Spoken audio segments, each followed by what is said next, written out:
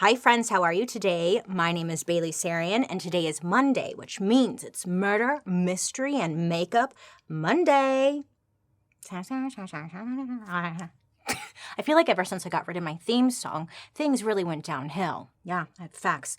Anyways, hi friends. If you are new here, hi. My name is Sarian, and on Mondays I sit down and I talk about a true crime story that's been heavy on my noggin. And I do my makeup at the same time. If you're interested in true crime and you like makeup, I would highly suggest you hit that subscribe button because I'm here for you on Mondays. If you're ever curious to know what products I used, I do list them down in the description box down below. But other than that, let me tell you about today's story because vampire. Love a vampire. Fun. Are they real? I don't know, But today I'm going to tell you about a woman, that journalist in Australia called the lesbian vampire killer. I don't know what's going on over there, but, you guys got something, okay. Anyways, lesbian vampire killer. Yeah, what a title. She was literally reported to be in newspapers and tabloids a vampire who'd been caught killing as a part of her need to feed. And stories to this day still circulate on the internet, many of which still claim she was a literal supernatural creature. I mean, it can't be true, right? So I got to beep bop boopin', snooping around, and let me tell you about what I found out, because, let's get into it. Today we're talking about Tracey Wigginton. Now, she was born in 1965 in Rockhampton, in Queensland, Australia, which is like 7 hours up the coast from Brisbane. How'd I do?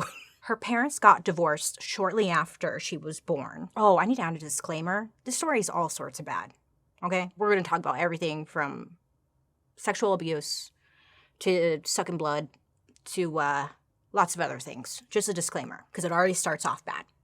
All right, so Tracey's mom, her name was Rachel. She felt like she wasn't really able to take care of Tracey after she was born. So instead of taking care of herself, she decided, okay, what if my parents, which would be Tracey's biological grandparents, would adopt and take care of her? Rhonda's parents' names were Avril, like Avril Lavigne, and Greg Wigginton. So they adopt and take in Tracey.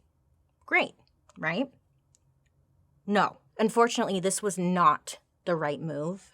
Greg, Tracey's grandfather / adopted parental unit, he was a lot of things, okay? For one, he was a wealthy businessman. He was wealthy enough to have adopted Tracey and another girl named Miriam, and it just really seems like money was the only thing that he had to offer. Everything else about him was pretty shitty, okay? He was a crappy husband. I guess allegedly he had many affairs, which everyone seemed to know about, and they're probably not okay with it, but they knew about it. But not only that, the worst thing of all about this Greg guy, he wanted more than just his affairs. So he started taking advantage of his adopted children not long after taking them in. He was molesting them, having relations with them. Just sad. Avril, Tracey's grandmother, was vicious in her own right. According to Tracey, Avril, she knew about the affairs her husband was having and was also made aware of what was happening with the children, and instead of protecting herself, her family, Avril would take her anger out on the kids. Tracey would say that Avril, she would focus a lot of her anger on Miriam. Now, Miriam was allegedly beat up to 4 times a day with cords, with things around the house, getting creative, And there was one time when Avril had taken Miriam outside of the house, tied her to like a post that was under the house and left her there overnight. So it's safe to say that this home was not a safe space for the girls at all, right? Like shit. Apparently, the only thing that Avril really loved in all the world were her chihuahuas. Yeah, Tracey said that she would spoil them and feed them the dogs premium steak, give them lots of love, cuddles, things you do with dogs. Meanwhile, abusing and isolating the children. Avril was also just an evil, evil witch who should have just stuck with adopting dogs and not children. She was nicer to the animals. I don't know. I don't want to put the animals in danger either, but it just seems like, maybe she should have just stuck with dogs. Like, damn, lady. Why you gotta ruin some kids' lives? And Greg. Yeah. When Tracey did have quiet moments alone to herself, she would keep busy by reading books. She loved to read. She would later say that she was really attracted to darker books, ones about witchcraft or shared stories about the other side. The only other information we have about Tracey growing up is that people said she liked to wear black clothes and she was quiet. So because of this, she was a bit of an outsider. Maybe she was quiet because everyone was abusing her and she probably didn't have a safe space to speak, but I'm getting ahead of myself. Her grandfather / parent / abuser, Greg, thank God, passed away when Tracey was in 10th grade. But it wouldn't take long for Miss Averill, who is now single, to find a new man. Now, the kids are hoping that things are going to calm down, but unfortunately, it did not. It was still chaos within the home. This new man that Averill brought in was also abusive, but abusive towards Averill. There was one time when he slapped her in the face, and Tracey had witnessed this, and she got so mad that she ended up attacking him. She beat him up so bad that he fractured his nose, but then also she had slammed his hearing aid down his ear canal. It was just new. I hadn't heard that one before. Pretty brutal. I'm not saying what she did was right, but I could understand. Okay, so then that happened. Not great. And then Averill, she died shortly after from old age. It was nothing suspicious or anything. So once she died, this left Tracey completely alone, which, a side note, I have no idea what happened to Miriam. It was she was there in the home, and then I don't know where she went from here. But okay, Tracey is now on her own. So she ends up moving back with her biological mother for a bit. But I guess that didn't work out, reasons unknown. But after that, she moved in with her mother's friends. Their names were Catherine and Ron. According to Tracey, she said this guy Ron started having sexual relations with her shortly after she moved in. God, right? Damn, she can't catch a break. So at this point, she would have been 16 or 17 years old. Either way, clearly he was taking advantage of her. And that's when she found out that Ron was also sexually abusing his own daughter. So Tracey does the right thing, and she goes to Catherine, who's married to Ron, and she tells Catherine what's been going on, that he's been having sex with her and also the daughter. Catherine, she ends up kicking Ron out of the house. Awesome, great, right? Of course not. No, because get this. I guess Catherine also had a thing for younger children, and she too started making sexual advances on Tracey. When I was reading this, I was like, holy crap, can poor Tracey get a damn break? With all this being said, I'm sure you can understand that maybe Tracey is not doing well mentally, She's had to deal with a lot in her upbringing. Shit. So once Tracey turned 18, that's when she received a pretty large inheritance from Greg's estate. Now, this would be enough to keep a roof over her head, and also she didn't have to worry about finding work. It was security. It was something that Tracey had never had before. Just a whole new world. A whole new world. The inheritance she got gave her so much freedom. Freedom to explore herself, freedom just to be, and most of all, be away from abusive parental units trying to take advantage of her. This is when Tracey chopped all her hair off. She started dressing like a biker, and she traveled around the country while going from one relationship to another. Not in a bad way. She's just young, free, and exploring opportunities, Tracey said that she knew she was gay from a young age, and now that she was quote-unquote free, it gave her the opportunity to fully explore that other side of herself, and that's exactly what she did. So she does this for a couple of years, and then at the age of 22 is when she meets a woman named Debbie. She and Debbie would end up settling down, deciding to be in an official relationship,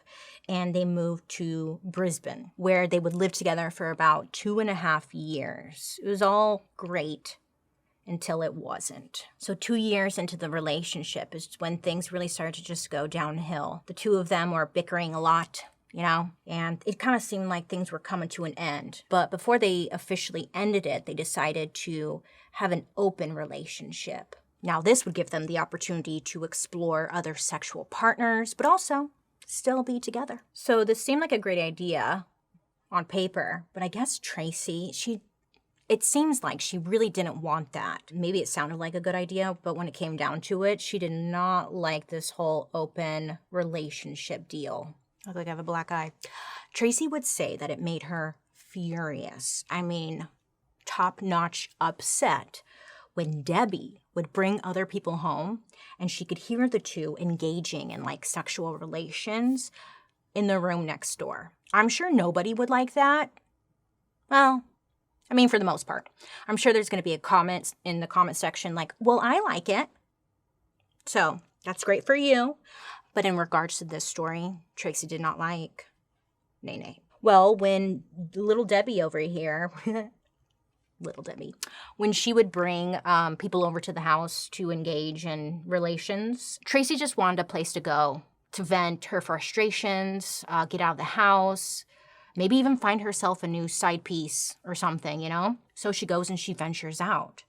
And that is when she meets 24-year-old Lisa. Mind you, Tracey is also 24 at this time. So who's this Lisa girl? Well, let me tell you, Lisa. Tracey and Lisa, they both had a lot in common. For starters, they were both young women, great. They both were like ready to have fun and party. They were both into women. And also they were both very interested in the occult and anything dark. They were like, oh my God, you love Satan? Me too. I love Satan. Yay. You know, they just bonded over that. So they became involved with one another and started dating or hooking up. On top of that, Lisa also had two really close friends and she introduced them to Tracey. So it was great. It was like, ooh, group of friends, great. There was 23-year-old Kim and another 23-year-old named Tracey. Yes, another Tracey, but this Tracey doesn't really play a big role in the story, so I won't be referring to her until like the very end. So it shouldn't be confusing. Anyway, the four of them became super close and formed their own little friends group, which is great. It was kind of like what Tracey needed to get out of the house, to kind of socialize. Great. So these ladies became Tracey's escape group, just new friends to go to and vent, just hang out with, talk, you know. When she needed to get out of the house especially, this group of girls were there for her. Now, this is all great and dandy, right? This is exactly what Tracey needs. The downside, though, Tracey didn't tell them the full truth as to who she was. She fabricated a little bit. I mean, think of it like this. You know when you meet new friends and you talk about, like, your interests and hobbies and stuff? Yeah. Well, this was, like, Tracey's opportunity to spice up her story a bit to her new friends. I mean, why not? She doesn't want to tell them the truth. The truth is actually really sad, you know? So she tells her new friends that she had a, quote, unquote, vampire nature, most likely drawing from all of the stories she read as a teen. But because she was so knowledgeable in vampirism from her books, Tracey sounded very convincing. She's like, yeah, I'm a vampire. And everyone was like, what? You're a vampire? She's like, yeah, I suck blood. Yeah. She tells her friends that she only feeds on human blood. And she goes on to tell them that lately she had been surviving by drinking animal blood, specifically pig's blood, that she's dying for human blood. It's just been a while. So she's been drinking pig's blood, allegedly. We don't know. Tracey also told them that she couldn't help it. She had a quote, need to feed, end quote. Yeah. Tracey at one point asked her new friend / kind of girlfriend, Lisa, if she would let her drink some of her blood. And in order to do so, I mean, all she had to do was cut her wrist and let Tracey have a little sippy sip. I'm not sure if they did or not. Some sources say they actually did, and Lisa would tell others that they did, but no one knows for sure, you know? Either way, Lisa did tell, like all the other girls, that Tracey sucked her blood, which was just adding credibility to her vampire ways. Either way, okay. Tracey had officially entered her vampire era. We all go through phases, I guess. I want to put my hair behind my back, but last time I did this, like, someone commented, and it burned into my brain. This is a side note. But someone commented that my bra straps were very distracting and I couldn't focus on the story. So whoever you are who said that, I just don't want to distract you. But I'm going to do it, okay? Okay. So Friday, October 20th. 1989. The group of friends, they decide they're going to go out for the night. So they went to downtown Brisbane and they hit up a couple of bars and just do their thing. It's Friday. Let's get down, you know. Towards the end of the night, Tracey turns to her friends and she gets all serious. And she's like, I need a real drink. And the friends were like, ooh, okay. Tracey, meaning that she needed blood. Later, the friends said that they were too afraid to challenge her. I mean, she was a vampire and they didn't want to, like, put themselves in danger, so they went along with it. But many believe that the friends actually just wanted to see Tracey in action. Is she really a vampire? Well, she tells the friends that she needed someone to eat. She needed to find someone to eat, first of all. So they all hop into the car and go on the hunt. Now they're driving around until they find their perfect person, like a frickin' shark in the water. Sharks. Which brings us to Edward Baldock. Now they literally spot Edward stumble out of a bar in Kangaroo Point in Brisbane. Apparently, it was obvious that Edward had been hammered. That night, Edward had been out drinking with some friends, and he was now outside waiting for a cab to head home to his wife and 4 children. So Edward is on the side of the street trying to hail a cab. Again, he's sloshed. So he doesn't really notice that the car that pulled over was not a cab. Instead, it was a green sedan with 4 young women inside. He didn't notice. They roll down their window and they offer Edward a ride. Edward hops into the car and they head towards Orley Park, which is like a little park area right next to a river. It's about 10 minutes away from the Kangaroo Point bar where Edward was at. Now, while in the car with Edward, the group of friends allegedly offer him like sexual favors. Now, I read some sources that said that they said that when they pulled over to pick him up and they were like, hey, we'll have sex with you, blah, blah, blah. And that's why he got into the car. And then I read other sources that said that he was already in the car and then they're like, hey, we'll have sex with you. But either way, he's down, you know? And what do you think he's going to say? No? Come on. So he's not thrown off when the car, you know, pulls over next to the park and stops. He's like, I'm going to get some. I'm going to get that. Now, Tracey tells Edward to come down to the bank of the river with her, Kim, and Lisa. Once they were there, Tracey removed her top and told Edward that he should take off his clothes too. Now, while he's doing so, Tracey tells him that she has to go potty real quick and she'll be right back. She's like, I'm going to go potty. You keep undressing. Tracey tells the others that she felt like she couldn't kill Edward on her own and that she probably would need help. She also had a knife on her, which wasn't unusual. Like, I guess she carried it on her pretty often. Safety, I get it. But, like, she had a knife on her. But the thing was, she really wanted help from the other girls. The plan was something along the lines of Lisa being the one to stab Edward in the neck.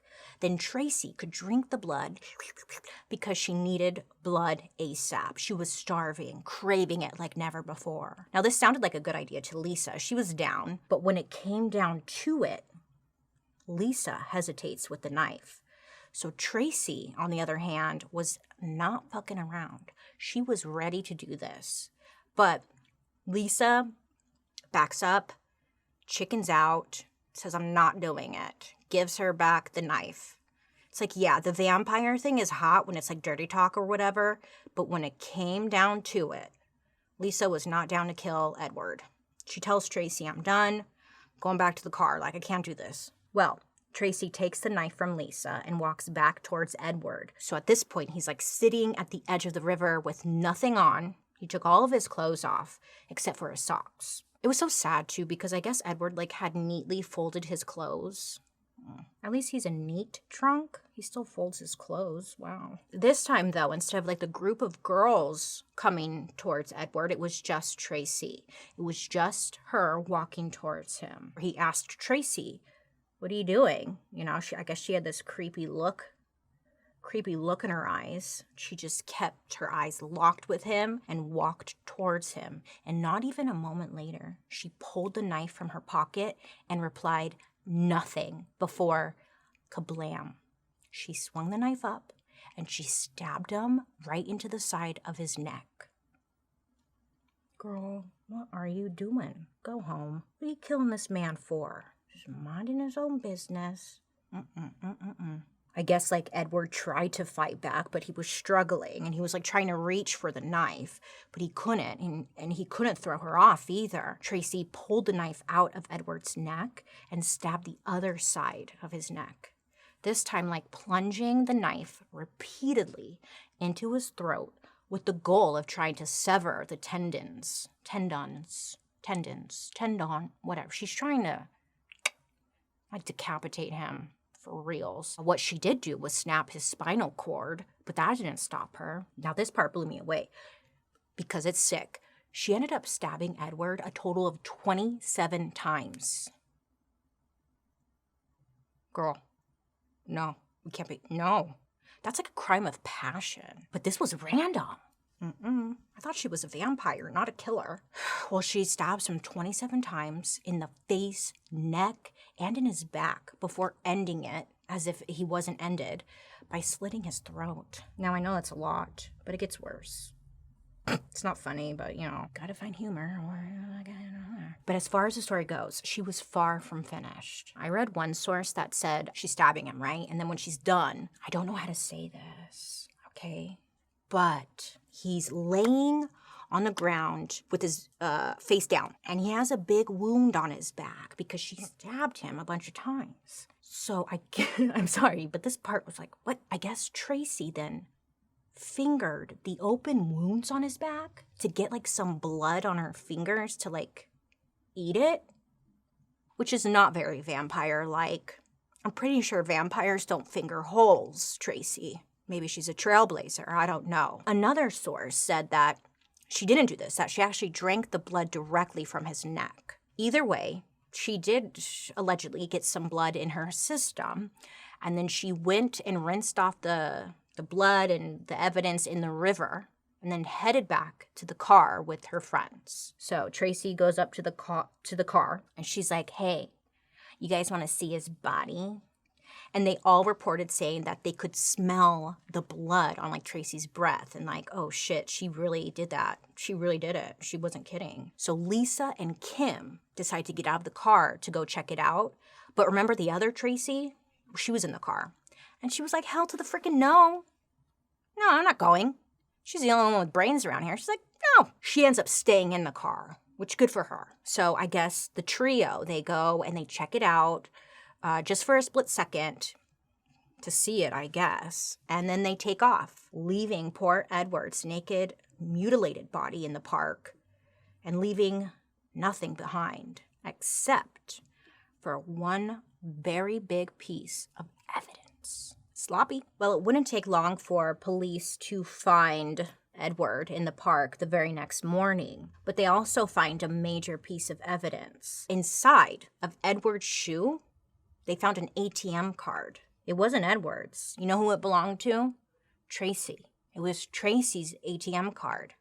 Yeah, there were different reports as to how this may have happened. I really don't know. It's not very clear, but it happened. Police find an ATM card inside of Edward's shoe that says Tracey Wigginton right smack on it. Now, here's the funny part. Well, it's not funny, but like, you know.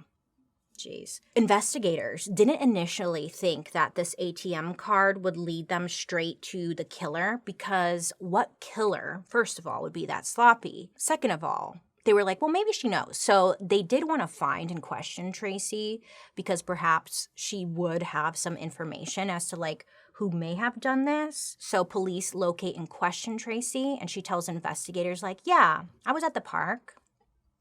I'm a vampire. No, she doesn't say that, but she's like, yeah, I'm at the park. or I was at the park. But she mentions, like, I didn't kill anyone. She's like, I would have remembered that. So police are like, no, right, you know, she must be telling the truth, because police genuinely believed that whoever the killer was, it was no way, or there was no way, it was a woman, because they believed that there was no way a woman was capable of committing such a gruesome crime. It had to be a man. Which, to be fair, usually that is the case. This is a very rare occasion that this woman would be. Well, anyways, Edward's murder, it was indeed very gruesome. And police were like, it's a man. This Tracey, she might know something, but, like, it's a man. 100%. Well, you know how it goes. Well, actually, I hope you don't know how it goes. But when there are many people who witnessed a murder or a crime taking place, it's not easy to make sure that they all stay focused, on track, have the same story, and don't crack, right? You can't control everybody. And eventually, one of them would crack. Which, good, right? Good. That's what you get, Tracey. That's what you get. Well, guess who it is? It's Miss Lisa, the lover. She can't carry the weight of this murder on her. She's going nuts. So she ends up going to authorities, and she tells them exactly what happened that night. I guess Lisa had felt like, look, eventually we're going to get caught. Like, there's no way. And the ATM card. And the only way to get out of this would be to get ahead of it. So Lisa goes to authorities. She rats out Tracey, Kim, and the other Tracey. And they too were brought in and questioned. And they told police everything, allegedly. Because they also kind of fabricated some stuff. Everything's alleged. So they kind of exaggerate. Sorry, it's my beauty blender. So they're telling authorities, or painting a picture to authorities, that Tracey, she's far more than just a vampire, okay? Tracey had told them on numerous occasions that she was the wife of the devil, and that she can control and manipulate people all around her. And most of all, none of them could do anything against her because they were under her spell when the murder took place. Or maybe they were drunk. Or maybe this is true. I don't know. I was not there. I mean, thank God that Lisa came forward, because they thought it was a man. So who knows how long it would have took them to go back, circle back to Tracey. So now with the confessions, the ATM card, they knew Tracey was their girl. So they go over to where she lives. They placed her under arrest. And apparently Tracey did not resist. And she even confessed to what she did. I know, shocking. It wasn't a man. Plot twist. Wow. Who would have thought, huh? So all of the rumors and details as to what happened that night started to leak to the media. And, it was like Christmas came early for them. Because, you know, the media, they love a story that is different and makes people upset. So, I mean, even without the whole vampirism of it all, 4 young gay women, they were all gay, murdering a quote-unquote normal everyday family man. I mean, this was tabloid gold. Except it wasn't just the tabloids getting in on it. It was everywhere. News of the murder spread to mainstream sources. It was just everywhere. I hear that it was everywhere. So, okay, Tracey's under arrest. She confessed. Great. So the court proceedings for these girls, I mean, it was so jam-packed in the courtroom that you would think like a major celebrity was on trial. For weeks, the court heard testimony from Tracey's friends and acquaintances, and they were like talking about what kind of woman Tracey was. Now, by this point, Tracey was already locked up, and she didn't even have to appear in court for like the other girls' trials. So nobody in the media or in like the court audience, whatever, nobody had like actually seen Tracey by this point. So it was like she became like this mythical creature, only defined entirely on the details that were provided by everyone else. Which, that's gotta suck. But I don't know, lady, you murdered somebody, so what are you gonna do? What are you gonna do? The friends described Tracey as malicious and a supernatural woman who lived, again, off of animal blood, and was obsessed with the occult and magic rituals. But most importantly, Tracey had supposedly all 3 of the girls under some kind of spell that night. They claimed that Tracey was controlling them, forcing them to go along with killing Edward. Now, the media did what the media does best, and they took these little details and they went wild with it. Now, they had some wild headlines for this whole situation. There was one headline that said, quote, "Cradle of a demon, hate-filled home bred a vampire," end quote. And then there was another one that was a little bit more extreme. It was, quote, "Frenzy of a deadly feed. Murderer was a bride of the devil." Yeah, so they're making claims that she was married to the devil. She's like, yeah, that's a bold claim. Any word from the devil himself? Can we confirm? Devil, do you have any words? Were you indeed married to Tracey?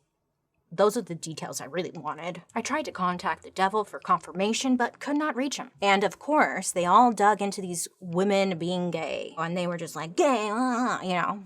Girls gone wild, topless demon women, doing demon things, next up at 11. I mean, I get it when the media does that, because yeah, you would like be interested, like, what? But I mean, come on. Demon, So the trial wasn't even about like, innocent man murdered. It was just the court instead was overpowered by drama. You know, people were obsessed with who or what Tracey was. And it was just the talk of the town, huh? I mean, it just added to the spectacle, the excitement, the horror of the lesbian vampire killer. And it was a hot mess. So what actually happened were 2 things. It was clear to people that Tracey had snapped, okay? Allegedly, this was her first kill, but it was clear, like, that she hadn't been roaming the streets of Australia hunting for blood often. This seemed to be her first time. I mean, I don't know. She was riding a motorcycle all over the country. How do we know? Because this is such an intense murder for your first time.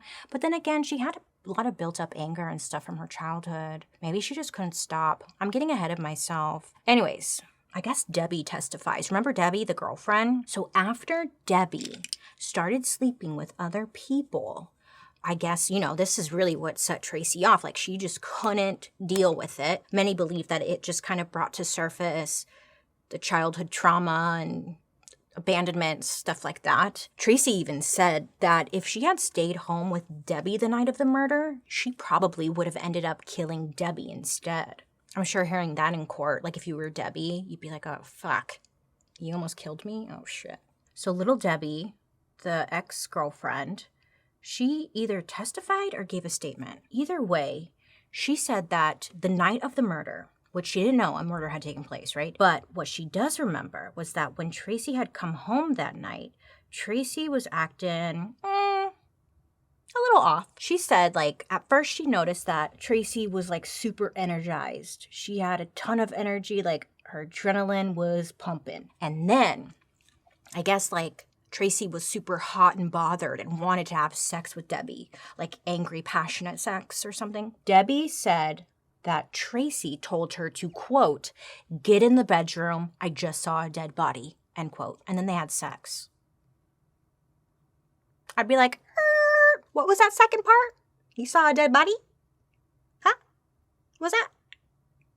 What? We're just gonna skip that? So I guess, like, again, like, this had just had her moist, okay? And then Debbie noticed throughout the night when they were trying to sleep or whatever, Tracey was like tossing and turning. She was mumbling to herself, saying over and over again, "This is real, this is real, this is real," like over and over again. And I guess Debbie didn't ask her. Okay, Debbie. But it just seemed like Tracey was trying to convince herself like what really happened and also just bring herself maybe back to reality, which like had my noggin going. Wasn't there another story I did where it was like someone got super turned on by killing maybe all of them? Huh? I don't know. So I guess Tracey almost didn't go to trial because she had undergone psychiatric evaluation a couple of weeks prior to determine if she was like competent or not. And the experts were actually very split. So I guess there were several prominent psychologists and psychiatrists who believed that Tracey actually had multiple personality disorder. But like for real. I only say that because like a lot of the times here on our Monday uploads, we hear a lot of wild claims, right? But in this case, they believe that Tracey had this. So Tracey underwent over 26 hours of hypnosis. Oof. Which some people even have mixed feelings about hypnosis, but she went through 26 hours of it. And while she was under the hypnosis, she revealed that she had 4 main personalities inside of her. Let me explain. There was Big Tracey. Now, Big Tracey was anxious and a depressed person, probably closest to who Tracey actually was. Someone who had a conscience and who was actually horrified by the murder and what she had done. And they believed like this was probably the Tracey who was tossing and turning that night in bed with Debbie. Psychiatrists believed it was actually Big Tracey who left the ATM card in Edward's shoe that night. Maybe she wanted to get caught. Maybe, Okay. Go on. There was also Little Tracey. Now, Little Tracey was, maybe you can guess it, Tracey's like former child self, kind of representing the innocence she had before all of the abuse had taken place. It was childlike, innocent, sweet, I don't know. Tracey had another personality called the Observer. Now, this was a detached personality and the only one that didn't have any emotion behind it. It was kind of like the part of Tracey's brain that calmly collected all the thoughts and actions of the other personalities, and it was like the secretary. It took notes, hence the name, the Observer. I wonder if they pick the names, like if Tracey picks the names, or if the names like choose themselves. Interesting. Then there was another personality named Bobby. Oh, Bobby. Bobby was a motorbike riding, badass, macho daddy. And Bobby was the one who was responsible for killing Edward. I thought it was a vampire. No, it was Bobby Bailey. It was Bobby. Again, these are all Tracey's personalities within herself. Allegedly. I guess.